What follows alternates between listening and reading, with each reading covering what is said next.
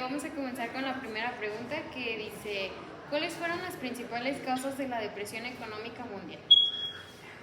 Pues muchísimas. Principalmente pienso que lo que se refiere a todo lo bélico o a las guerras alrededor del mundo.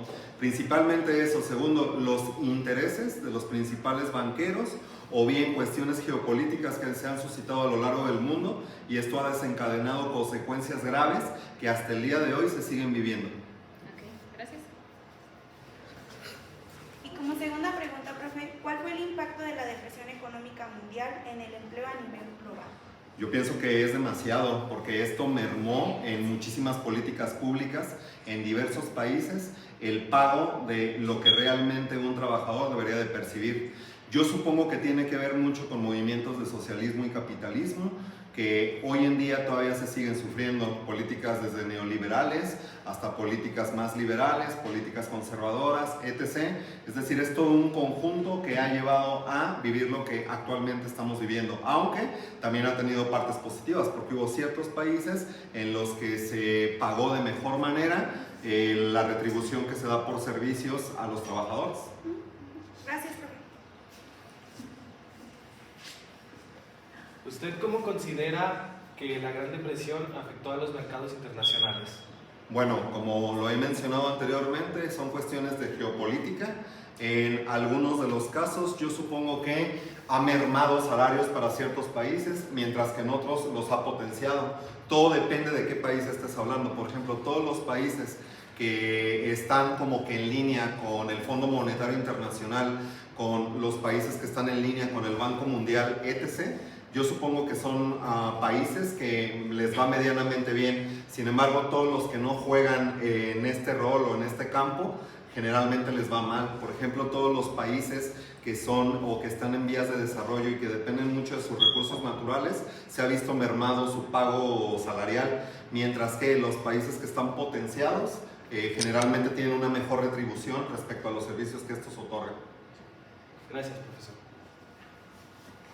Bueno, profe, como pregunta número 4, ¿qué medidas tomaron los gobiernos para intentar mitigar los efectos de la depresión económica mundial? Bueno, recorte presupuestal para empezar, es decir, en todas las dependencias y departamentos el desacelerar los flujos que antes tenían. Otra de las medidas que también se tomaron fue el recorte precisamente como de nómina, que muchas personas tuvieron que salir despedidas para que se pudiera tener un equilibrio económico en las arcas públicas.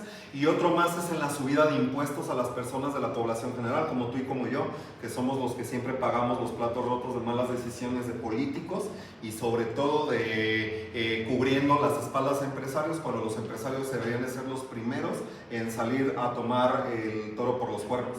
¿Sale? Dale, profe, muchas gracias.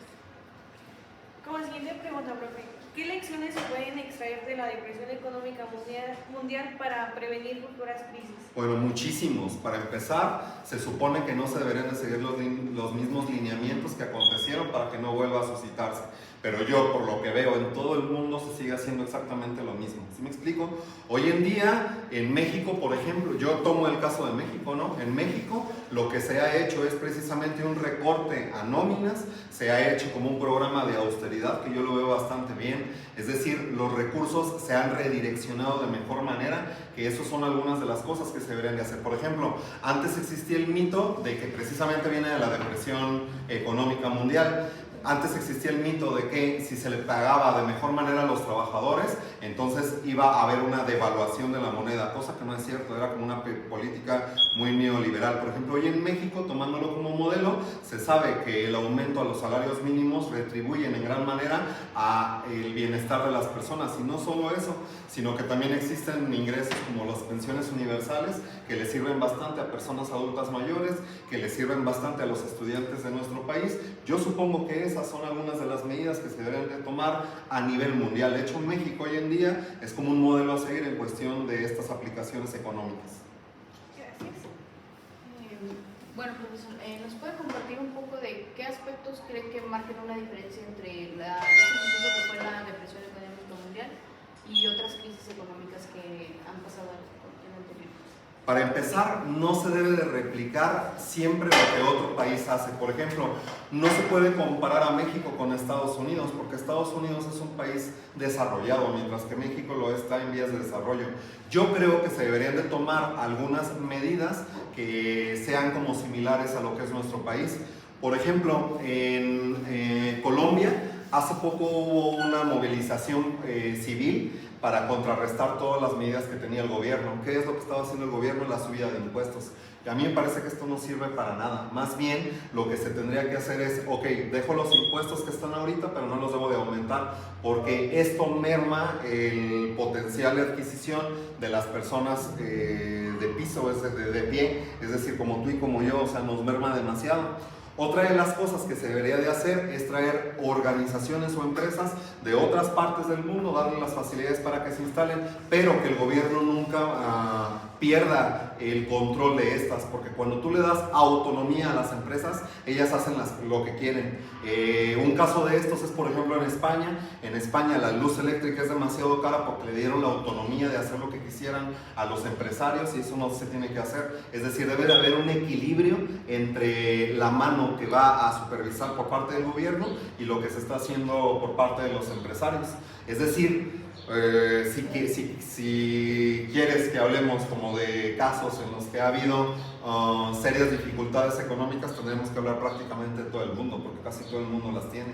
Y si quieres que hablemos de países que no las han sufrido, pues son países que no tienen que ver mucho con México, como Suecia, como Suiza, como Nueva Zelanda. Es decir, son países que tienen mucha organización, estructura económica, y que tienen un equilibrio entre medidas que tal vez son conservadoras y otras medidas que son totalmente liberales.